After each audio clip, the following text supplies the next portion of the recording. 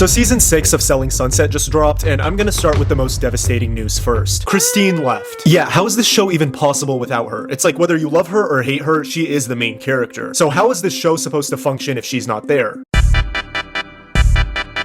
We start off with the original cast. Chrishell has a new girlfriend, Mary's thinking about Christine. I don't think I'll really miss Christine. Heather is finally pregnant, and Davina and Amanza are nowhere to be found, especially Davina. I mean, she just dipped after episode 1. Chelsea becomes the new instigator of the group, and Emma, as usual, is the one being targeted. And I just want you to know that, like, I'm about my money. Whoa, first, who are we talking about? Adam? And finally, there's the new members, aka Brie and Nicole, but we'll get into that. We start off the season by getting a tour of Harry Styles' old house, and that's probably the most interesting part of the whole season. He left a lot, like hundreds of pairs of shoes.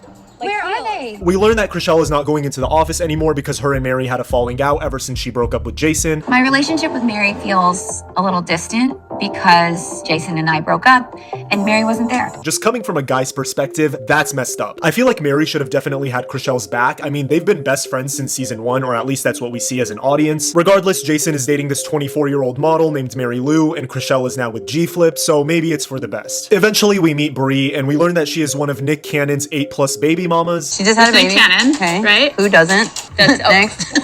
And claims to only work with elite clientele. For me, I don't really come to work unless we're talking, 15 million plus. Initially, her and Chelsea had some tension about who sells the most real estate, but in my mind, I'm like, you guys are both rich, so does it really matter? At one point, Emma's having a broker's open at this $20 million house from season 5, and we learn that the fire insurance on the house is $180,000 per year, minimum. Or maybe it was $200,000. I think it was 180,000 to 200, which isn't that crazy for us. But I'm just wondering, is that necessary? I mean, don't get me wrong, I would love to live in this mega mansion, but seriously, $20 million for this? I'd rather get a mansion in Texas for 1/20th of the price. Anyway, Chrishell finally shows up to the open house, and this is her first time seeing Jason since the breakup. And immediately, Jason is in love. Like, anyone can see it. This guy still has feelings for her. He's touching her, making jokes with her. He even admitted to stalking her Instagram. That takes a lot to admit to stalking. I totally stalk you. So I'm just wondering why he even ended it in the first place. And at the same broker's open, Chelsea ends up bringing these ex-models that Brie used to work with, and things do not go well from here. Chelsea brought these girls from my past. We were professional models together at the same agency, and we didn't get along. I mean, this is a broker's open. This is not a party. This sort of sets the precedent for Brie and Chelsea, and they end up having drama throughout the entire season. And that finally brings us to Nicole, who I'm convinced is one of the craziest people that have ever been on Selling Sunset, and we've had some crazies. Apparently, she's been with the Oppenheim group for 8+ years, and I'm just confused why we've never seen her until now. Oh, and I should also add that she's Jason's ex. I dated Jason 13 or 14 years ago.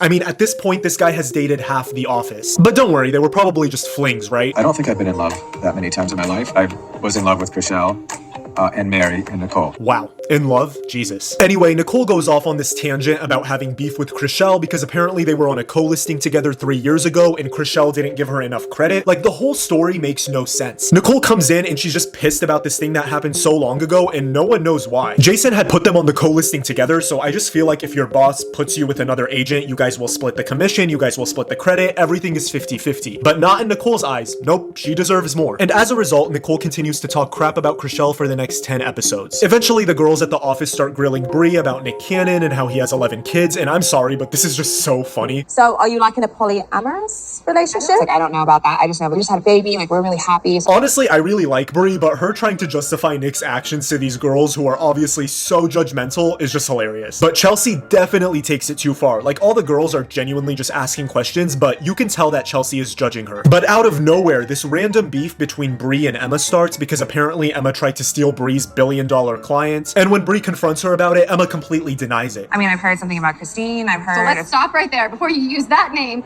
Christine is a sociopath and a pathological liar. So it's like either the client was lying or Emma was lying. Who is it? They squash the beef pretty quickly, but somehow Chelsea makes this about her. And at the same event, Nicole finally confronts Chrishell about this beef with the co-listing. And shockingly, she makes no sense. I've been through so much First of and all, I don't don't call even... me bitch. I'll call you bitch. You are a bitch. And you've been a bitch. At first, Nicole is mad about the listing, and then she's mad about Chrishell's relationship with Jason. Like, things that just don't correlate at all. And Chrishell just sets her straight. Like, Chrishell is not taking any more of this bullcrap after Christine, and it is so satisfying to see. But Nicole just can't seem to let it go, and she brings it up a few episodes later. And again, Chrishell just shuts her down. Nicole looks crazy at this point. You said I have a victim mentality.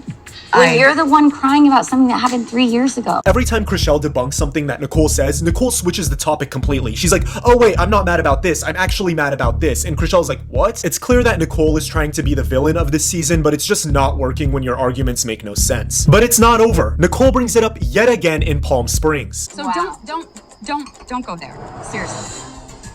Nicole, I will go there every time, and I'm not scared of you. And again, Chrishell just eats it up. And at this point, Nicole is just going non-stop, so Chrishell says a very normal statement and says, are you on drugs? She calls her a crackhead. I'm sure you would, because you don't have a lot of points and you're on drugs. Fuck you.